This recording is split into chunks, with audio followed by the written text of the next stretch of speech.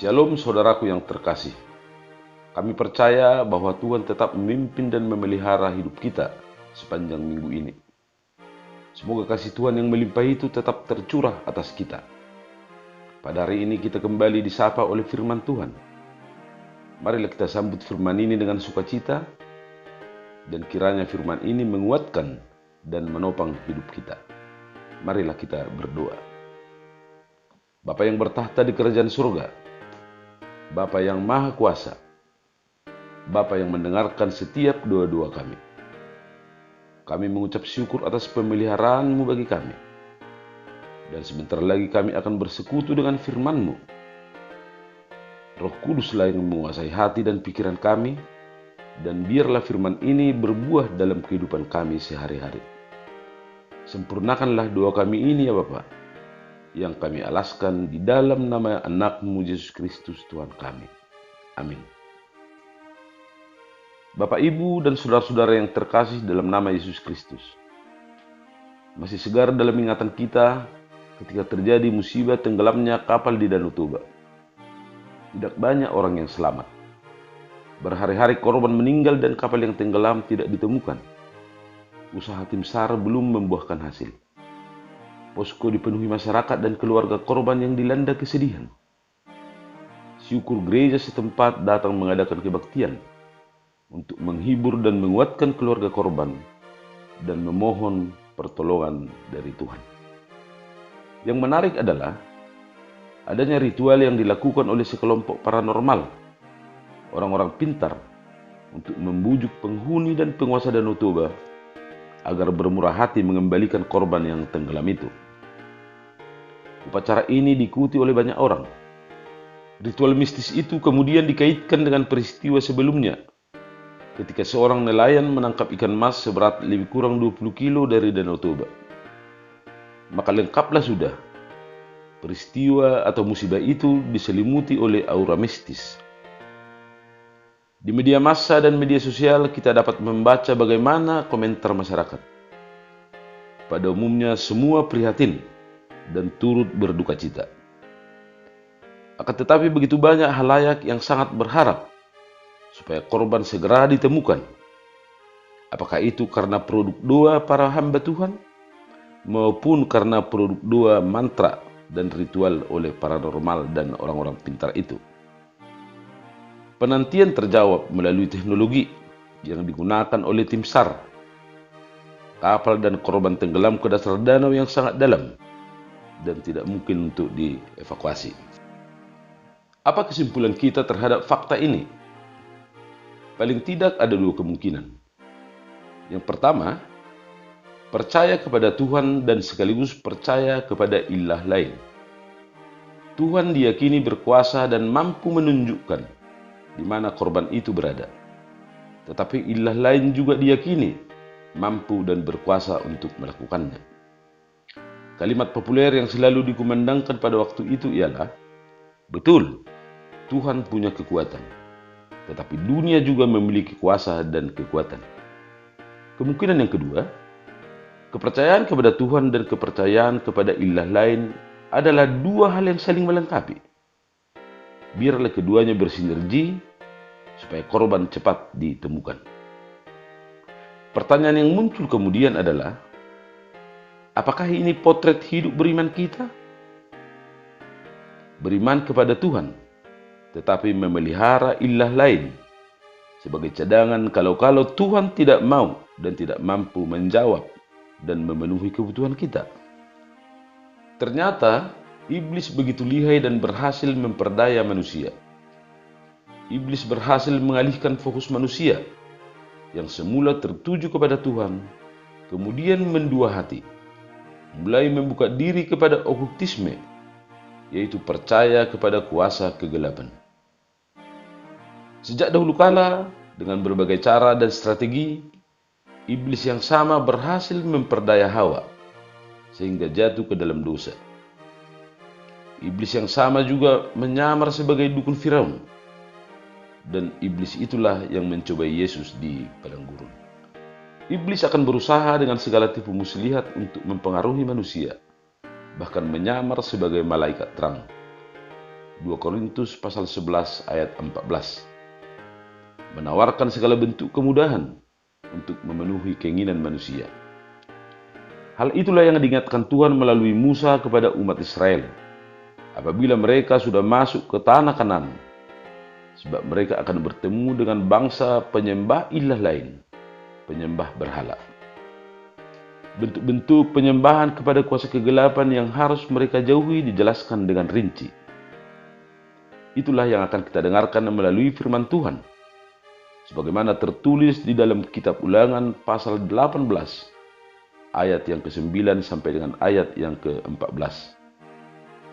Nats ini adalah evangelium pada minggu ke-12 setelah Trinitatis, minggu tanggal 30 Agustus tahun 2020, dengan topik menang melawan kuasa kegelapan. Mari dengarkan Bapak Ibu dan saudara-saudara sekalian. Saya akan membacakannya untuk kita. Judul perikop bertenung dan bernubuat. Apabila engkau sudah masuk ke negeri yang diberikan kepadamu oleh Tuhan Allahmu, maka janganlah engkau belajar berlaku sesuai dengan kekejian yang dilakukan bangsa-bangsa itu. Di antaramu janganlah didapati seorang pun mempersembahkan anaknya laki-laki atau anaknya perempuan sebagai korban dalam api, ataupun seorang yang menjadi petenung, seorang peramal, seorang penelaah, seorang penyihir, seorang pemantera, atau seorang yang bertanya kepada arwah atau kepada roh peramal, atau yang meminta petunjuk kepada orang-orang mati. Sebab setiap orang yang melakukan hal-hal ini adalah kekejian bagi Tuhan. Dan oleh karena kekejian-kekejian inilah Tuhan Allahmu menghalau mereka dari hadapanmu. Haruslah engkau hidup dengan tidak bercela di hadapan Tuhan Allahmu. Sebab bangsa-bangsa yang di daerahnya akan kau duduki ini mendengarkan kepada peramal atau petenung, tetapi engkau tidak diizinkan Tuhan Allahmu melakukan yang demikian. Demikian firman Tuhan. Bapak, Ibu, dan saudara-saudara sekalian yang dikasihi Tuhan. Umat Israel sesungguhnya sudah menyaksikan begitu banyak mukjizat dari Tuhan, mulai dari Mesir sampai di pengembaraan mereka di padang gurun. Semua itu adalah tanda kesetiaan Tuhan terhadap umat pilihannya. Tetapi umat Israel berulang kali menunjukkan ketidaksetiaannya kepada Tuhan. Mereka bersungut-sungut, ingin kembali menjadi budak di Mesir demi sepotong daging dan secangkir susu. Mereka tidak sanggup bertahan dengan manna tanpa rasa. Mereka mulai meragukan Tuhan dan membuat patung emas untuk mereka sembah. Peristiwa seperti inilah yang dikhawatirkan akan terjadi lagi apabila mereka sudah sampai di tanah perjanjian. Tuhan mengingatkan umat Israel untuk setia kepadanya. Jangan menyembah ilah lain. Jangan menduakan Tuhan, sebab itu adalah dosa dan kekejian bagi Tuhan. Adapun bentuk-bentuk okultisme yang dilarang itu, sebagaimana dijelaskan dalam Nats, adalah yang pertama, memberikan tumbal kepada setan.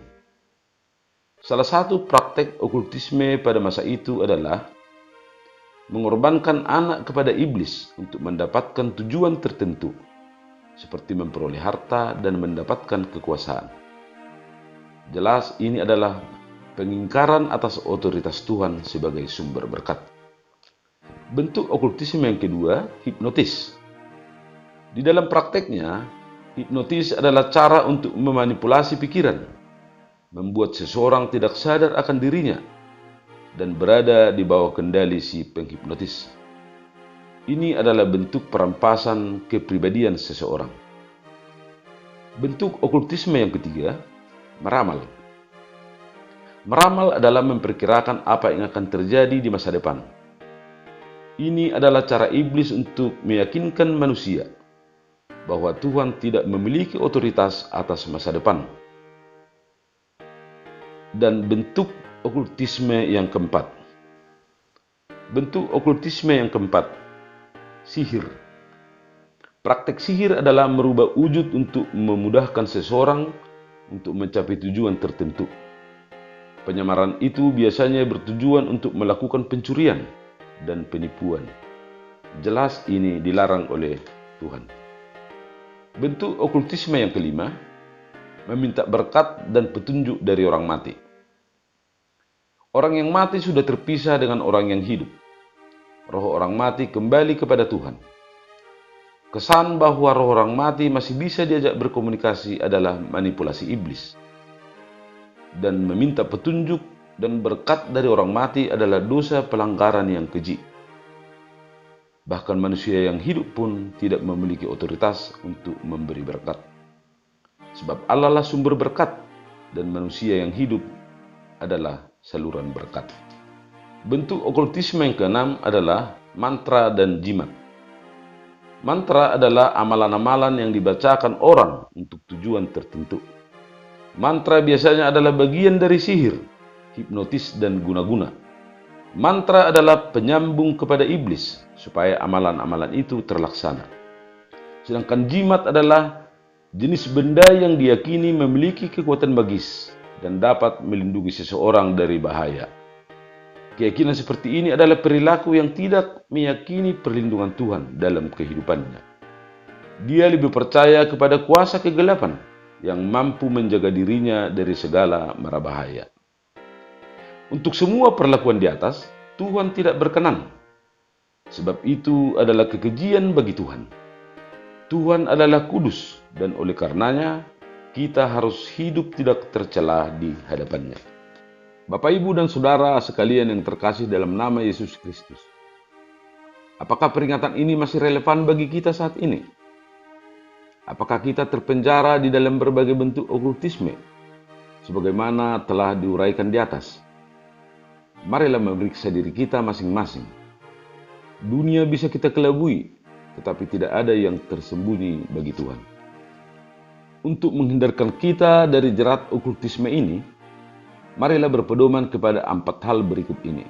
Yang pertama, Tuhan setia pada janjinya. Di dalam kehidupan yang penuh pergumulan ini, mungkin kita tidak segera mendapat jawaban atas permohonan kita. Kita mulai merasa bahwa Tuhan sudah lupa akan janjinya. Mulailah kita meragukan Tuhan, dan itu berarti kita sudah mulai meragukan kebenaran firman Tuhan.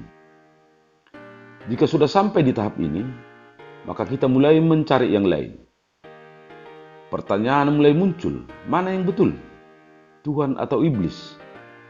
Atau pendeta atau dukun? Tetapi ingatlah firman Tuhan sebagaimana tertulis di 2 Petrus 3 ayat yang ke-8 berikut ini. Akan tetapi saudara-saudaraku yang kekasih, yang satu ini tidak boleh kami lupakan, yaitu bahwa di hadapan Tuhan satu hari sama seperti 1000 tahun, dan 1000 tahun sama seperti satu hari. Demikian firman Tuhan. Artinya, jalan dan waktu Tuhan amat berbeda dengan jalan dan waktu kita. Tuhan punya caranya sendiri untuk menyatakan kesetiaannya, dan punya jadwal sendiri untuk menepati janjinya. Kita harus percaya dengan sungguh-sungguh bahwa Tuhan pasti menepati janjinya. Dengan demikian kita akan memiliki kekuatan. Firman Tuhan yang ditulis di 2 Petrus 3 ayat 9 ini akan sangat menguatkan kita. Tuhan tidak lalai menepati janjinya. Sekalipun ada orang yang menganggapnya sebagai kelalaian, tetapi ia sabar terhadap kamu. Karena ia menghendaki supaya jangan ada yang binasa, melainkan supaya semua orang berbalik dan bertobat. Demikian firman Tuhan. Pedoman yang kedua, Tuhan pasti mencukupkan kebutuhan kita. Percayalah bahwa Tuhan akan memelihara kehidupan kita. Memang sifat kita selalu melihat apa yang tidak ada pada kita dan tidak mau mensyukuri apa yang sudah ada pada kita. Ketika itulah iblis menggoda kita untuk memperoleh lebih banyak lagi dengan cara-cara yang diinginkannya. Iblis menawarkan cara-cara yang cepat untuk menjadi kaya, cara mendapatkan jabatan melalui proses yang tidak benar. Dan untuk memperoleh semua itu, iblis menjanjikan kemudahan. Tetapi waspadalah justru karena mudah dan gampang itu. Iblis adalah ibarat rentenir yang lihai dengan tawaran yang sangat menarik.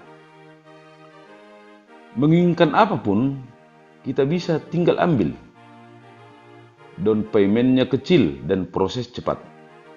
Tetapi ingat, bunganya tinggi dan mencekik leher. Maka kendalikanlah diri, percayalah akan berkat dan pemeliharaan Tuhan. Pedoman yang ketiga, jangan ragukan kemahakuasaan Tuhan. Mungkin akibat kesulitan ekonomi kita yang berkepanjangan dan penyakit yang tidak kunjung sembuh, kita mulai putus asa. Kita lupa akan pemeliharaan Tuhan yang ajaib yang selalu tiba tepat waktu. Belajarlah dari pengalaman umat Israel yang sudah dibebaskan Tuhan dari perbudakan Mesir. Mereka lebih banyak bersungut-sungut ketimbang bersyukur.